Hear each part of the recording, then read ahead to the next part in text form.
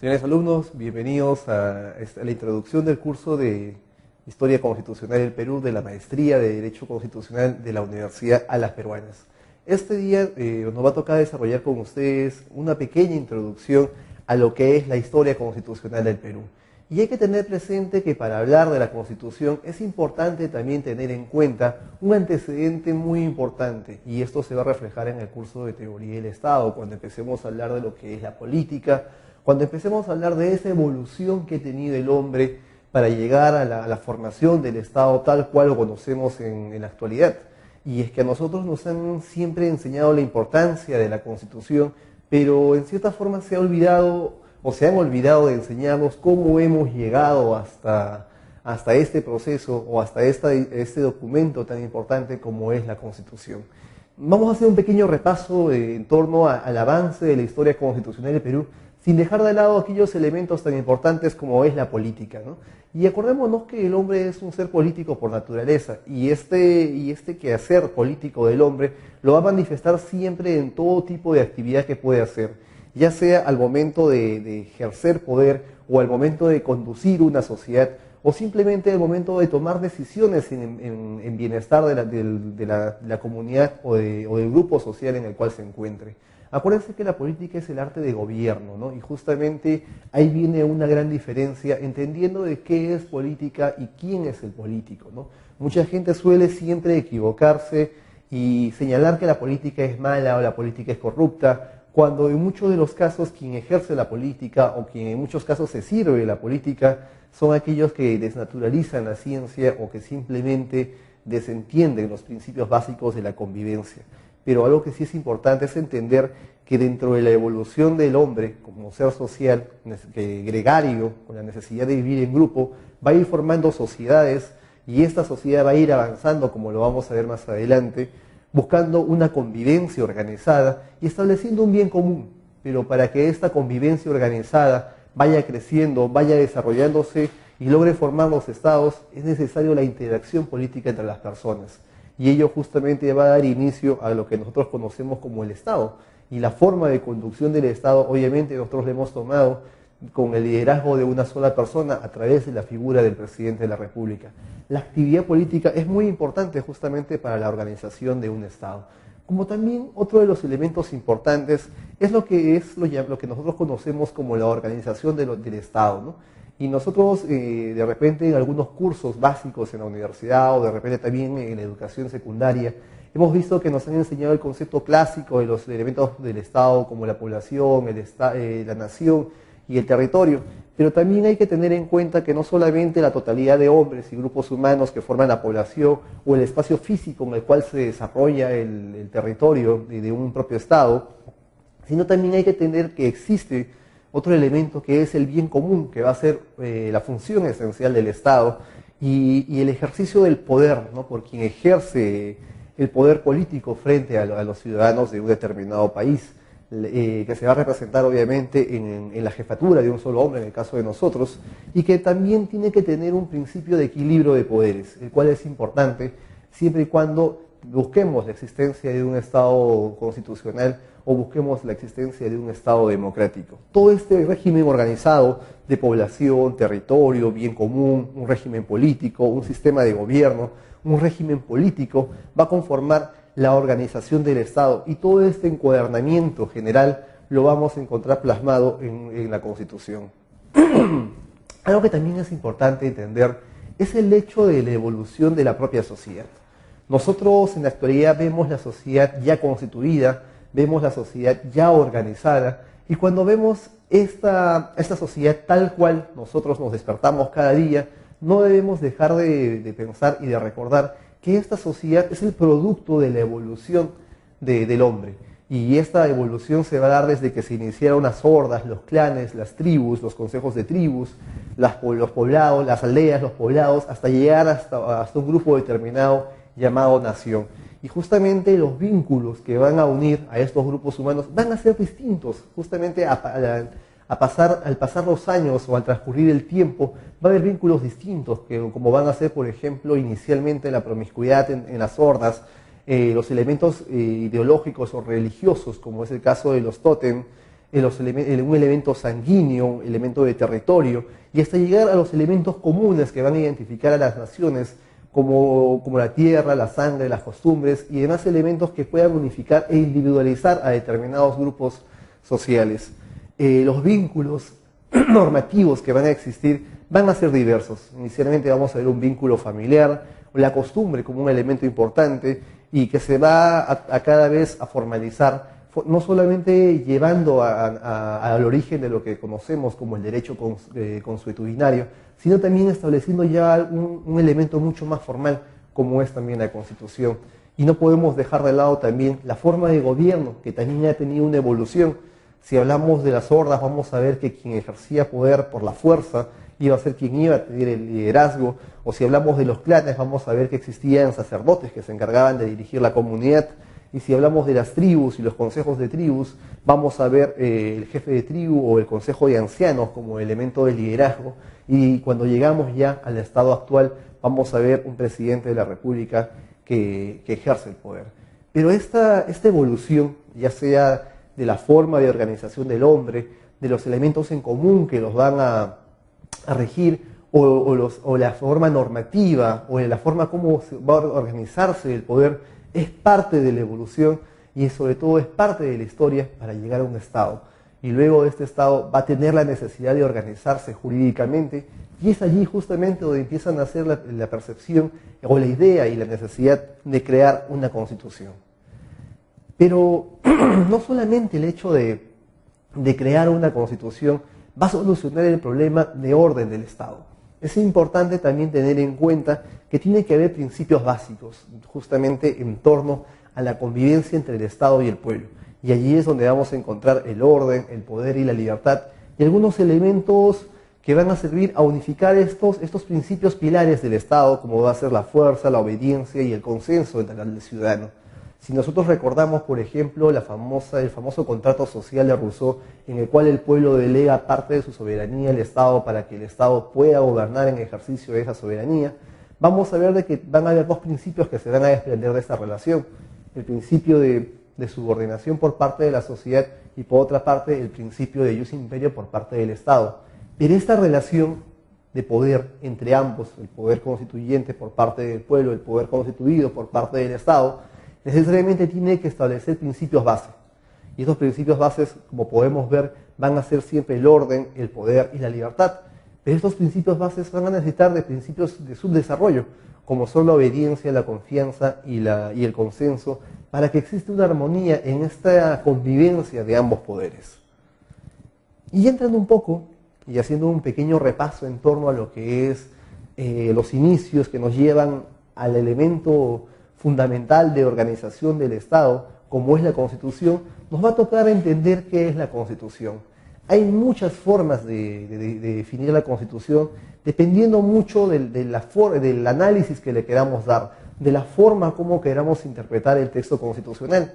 Si vamos a una percepción estrictamente positiva, podríamos decir que la Constitución es la norma fundamental del Estado, de la cual deviene en grado el resto del ordenamiento jurídico.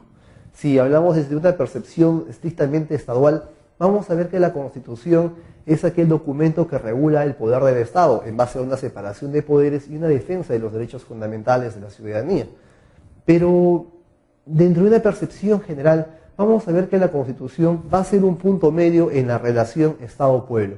Y esta relación Estado-Pueblo se va a basar estrictamente en ¿qué? En establecer pautas de convivencia entre el ejercicio del ius imperio que tiene el Estado y el derecho y el principio de subordinación del pueblo. Pero cuando hablamos de un principio de subordinación, entendemos el respeto a un régimen legal, a un régimen democrático, a un Estado constitucional de derecho. Ahí es donde nace justamente la obligación del pueblo, del ciudadano, de respetar el marco jurídico normativo del Estado. Pero también es importante entender algunos fines de la Constitución. ¿Por qué existe el texto constitucional? Y ahí justamente vamos a ver tres principios o tres fines básicos de la Constitución. El primero obviamente va a ser... Ya hacemos una pausa. ¿Continuó? No editas. Los tres fines de la Constitución van a ser, en esencia, el primero, la defensa de los derechos fundamentales del ciudadano.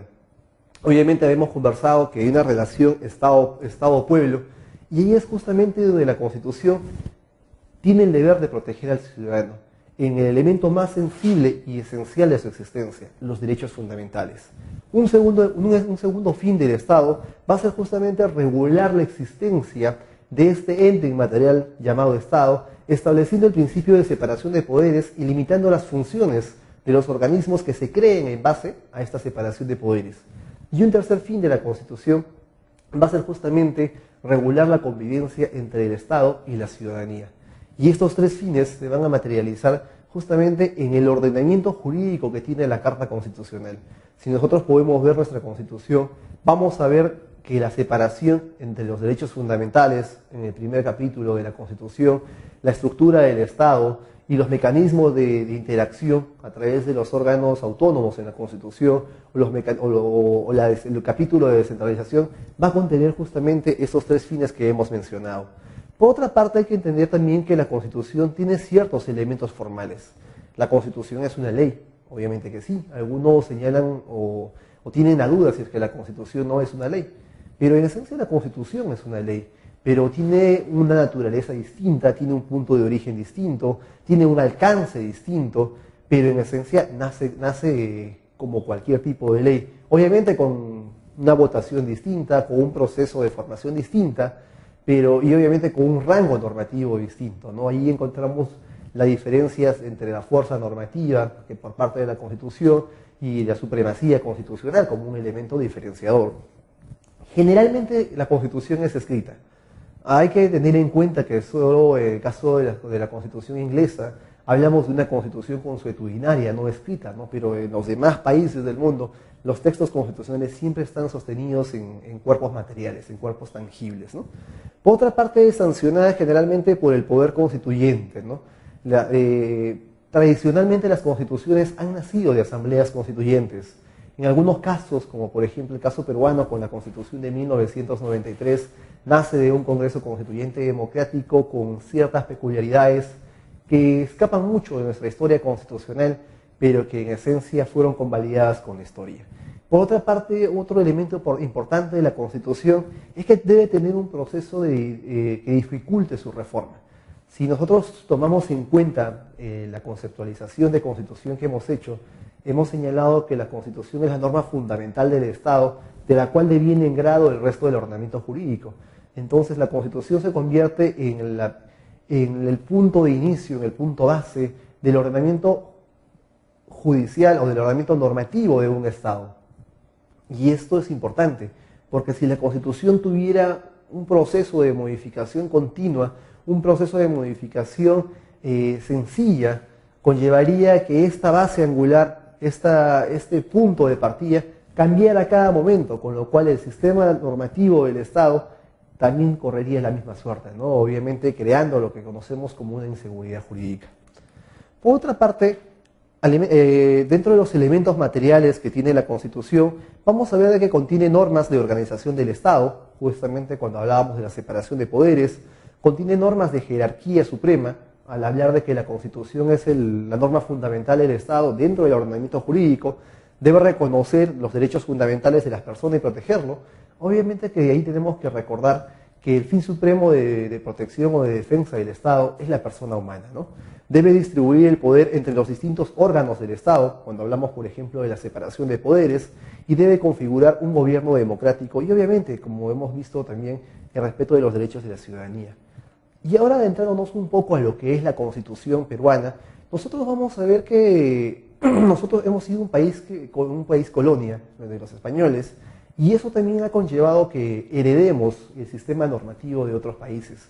Y no solamente el sistema normativo, sino también aquellas fuentes normativas que han dado inicio o que han dado origen al propio derecho, en el caso nuestro, el derecho español, ¿no? Y vamos a ver, por ejemplo, un primer antecedente de la Ley de Indias y luego la Constitución de Cádiz de 1812. Esta Constitución tuvo gran trascendencia en el Perú, y no solamente por el contenido que tuvo, sino también por el hecho de cómo se originó la Constitución de Cádiz, que logró albergar a muchos representantes de todas las colonias españolas, quienes debatieron un texto constitucional en la famosa isla de Cádiz. Esta Constitución de Cádiz rompe el esquema que dejó la Constitución de Bayona de 1808, ¿no? Una constitución muy cerrada, muy drástica en la relación de Estado-ciudadanía. La Constitución de Cádiz tiene una gran apertura de consenso entre el Estado y la ciudadanía, entendiendo también a los ciudadanos como aquellos que son parte de la colonia, ¿no? Y ahí hay que destacar en la Constitución de Cádiz algunos elementos importantes, como por ejemplo la libertad de imprenta, ¿no? Acuérdense que en aquellos años el único texto que era de libre difusión y de libre impresión era la Biblia. No existía ningún otro documento que pueda ser publicado. Simplemente la Biblia era el único texto que podía ser repartido, difundido, que nacía del derecho de imprenta. Pero con la Constitución de Cádiz se rompe ese esquema y se establece la posibilidad de poder imprimir o editar cualquier tipo de texto, ¿no? Y es allí donde empiezan a nacer diferentes pasquines o diferentes boletines, ya con la idea de revolución o ya con las ideas libertarias y de descontento de las colonias frente a España, ¿no? Entonces ahí el principio de libertad y imprenta es básico entenderlo. Y un segundo aporte importante de la Constitución de Cádiz va a ser justamente el hecho de la disolución del Tribunal de la Santa Inquisición, ¿no? Acuérdense que el Tribunal de la Inquisición sirvió como un instrumento político de represión a quien tenía ideas libertarias. Y esto lo vamos a ver cuando muchos de los que fueron juzgados por el Tribunal de la Inquisición eran sometidos a castigos físicos y casi en la generalidad de los casos perdían la vida, justamente mediante pruebas que obviamente que escapaban de la lógica, escapaban de la justicia y escapaban mucho de la divinidad, de la majestuosidad de la Iglesia, ¿no? Se convirtió en un instrumento de persecución política por parte de la Iglesia en acuerdo con el Estado, podríamos decirlo de esa forma, pero que desnaturalizó mucho la historia y obviamente desnaturalizó mucho la propia historia de la Iglesia, ¿no? Pero nosotros hemos sido un país que hemos venido haciendo y deshaciendo constituciones, como dice el destacado profesor y constitucionalista, historiador Manuel Vicente Villarán. Nosotros desde 1821, que logramos la independencia, hasta 1993, en estos 192 años de vida democrática que hemos tenido, hemos venido haciendo y deshaciendo constituciones, como señalaba.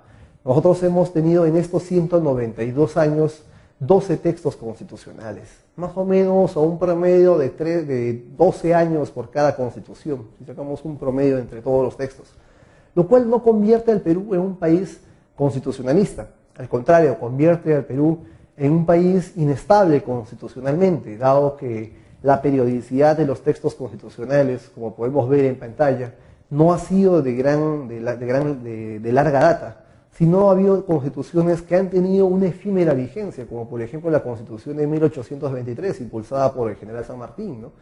que tuvo 3 años de vigencia y fue posteriormente sustituida por la Constitución de 1826, impulsada por Simón Bolívar, que también no tuvo una larga duración, simplemente, y posteriormente se dio la Constitución de 1828, que es una de las constituciones más importantes de las que ha tenido en nuestro país.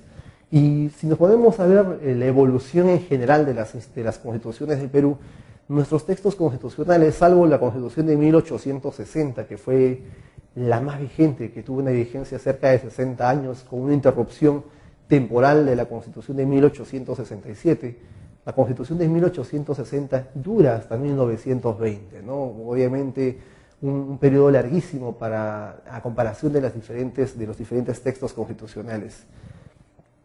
El maestro Domingo García Belaúnde ha establecido dentro de su estudio de las constituciones peruanas 4 periodos o 4 etapas de la historia constitucional en base justamente al análisis de los textos constitucionales, entendiendo que la Constitución nacida desde 1820 hasta 1860, la cual comprende obviamente la Constitución de 1823, la del 26, la del 28, la Constitución de 1833, la del 56 y la propia Constitución de 1860, han sido constituciones que han ido forjando el Estado o que han ido diseñando la figura del Estado.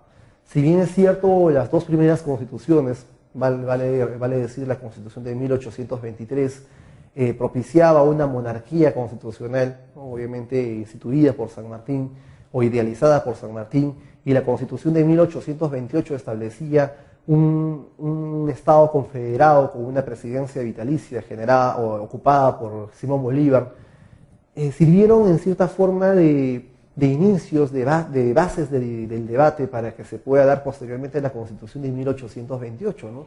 que ha trascendido no solamente por la importancia, sino también por algunos elementos de estructura de Estado que en unos momentos vamos a comentar. Un segundo periodo va a ser la Constitución de 1860-1920, y destaca justamente este segundo periodo como una suerte de estabilidad constitucional. Y digo estabilidad constitucional por el periodo de duración que tuvo esta Constitución y sobre todo por los derechos sociales y económicos que fueron reconocidos en la Constitución impulsada por Castilla.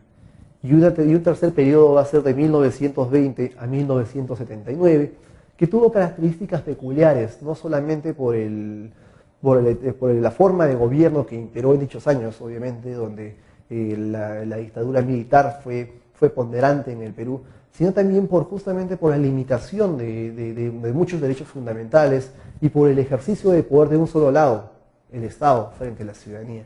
Y un cuarto periodo va a ser justamente el que nace a través de la Constitución de 1979, cuando regresa la democracia a la sociedad civil y cuando se da justamente esta asamblea constituyente del 78 que otorga la Constitución del 79 y que posteriormente empieza a regresar los derechos fundamentales a la ciudadanía. Hablamos de una igualdad de poderes y sobre todo hablamos ya de una adecuada distribución del poder.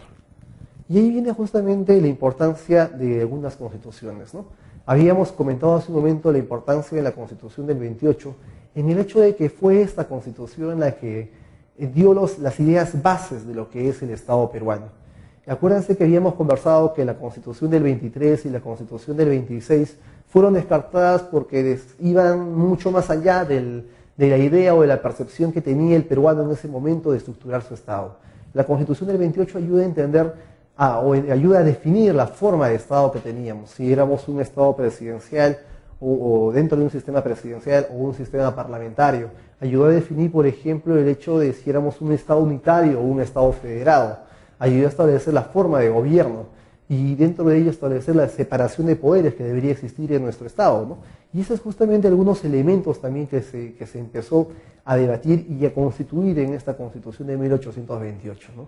Dentro de la historia constitucional vamos a ver que la Constitución del 28 pasa a la historia justamente por establecer los principios bases del constitucionalismo que ha servido para que las siguientes constituciones puedan regular y puedan cada vez fortalecer los principios dejados en la Constitución del 28.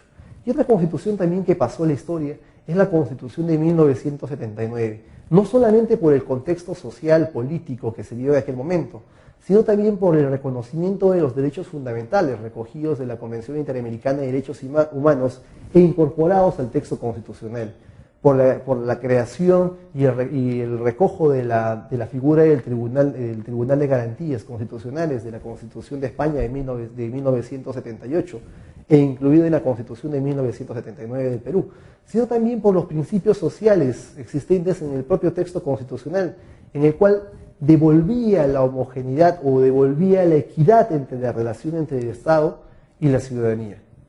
El hecho del debate generado en la Constitución del 79, con la representación de diferentes sectores sociales, con la representación de destacados juristas representando a diferentes posiciones e ideologías, conllevó a un consenso y conllevó a establecer principios de convivencia que fueron reconocidos en esta Carta de 1979. Obviamente, promulgada debatida en un seno parlamentario de altos juristas destacados, constitucionalistas, encabezados por Víctor Raúl Haya de la Torre, y que entró en vigencia el 28 de julio de 1980, cuando el gobierno de Fernando Belaúnde fue quien la propuso, quien la promulgó y obviamente dejó en vigencia ese texto constitucional. Y otro texto, y ya casi terminando un poco nuestro repaso histórico, es la Constitución de 1993. Si bien es cierto, la Constitución o la Carta de 93, como dice Alberto Boreo Adría, es un texto que nació de muchos cuestionamientos, no solamente políticos, sino también sociales, legales, y con una tendencia que desnaturalizó varios principios de la Constitución de 1979, como por ejemplo el origen, cuando la Constitución del 79 establecía que para la reforma del texto constitucional del 79 tenía que convocarse una asamblea constituyente, y la Constitución del 93 nace de un Congreso Constituyente democrático con una finalidad estrictamente parlamentaria y no de asamblea constituyente, y obviamente con el cuestionamiento del referéndum al momento de su aprobación, da una atmósfera lúgubre justamente a la existencia de este texto constitucional. Pero poco a poco esta Constitución fue siendo traslucida, fue siendo convalidada y sobre todo fue siendo reconocida no solamente por el propio Tribunal Constitucional cuando resuelve la famosa demanda de inconstitucionalidad del documento 93 que interpone Alberto Borea, sino también que la propia sociedad se encarga ya de regularizar y de revalorar el texto normativo del 93 con algunas modificaciones del texto originario que se encarga de hacer, que se dan en el transcurso de los años y que inicialmente se dio con el Congreso, con la modificación del famoso artículo 112 en la época de Paniagua, cuando se evita cualquier tipo de reelección y cuando se empieza a modificar el capítulo de descentralización, buscando desconcentrar el poder y empezando a fortalecer la centralización y los gobiernos locales. Y ahí diferentes reformas constitucionales, parciales obviamente, que han ido ajustando a la Constitución a la realidad. Nuestro texto constitucional de 1993 tiene un preámbulo, si bien es cierto no es un preámbulo que expresa en forma vívida o tangencial el espíritu de la Constitución, porque tiene muchas limitaciones, tiene una sistemática de redacción que no transmite el carisma o el espíritu de la Constitución, como sí lo hace la Constitución de 1979, está estructurado de una forma muy fría. Y esto yo los invito a revisar el preámbulo de la Constitución.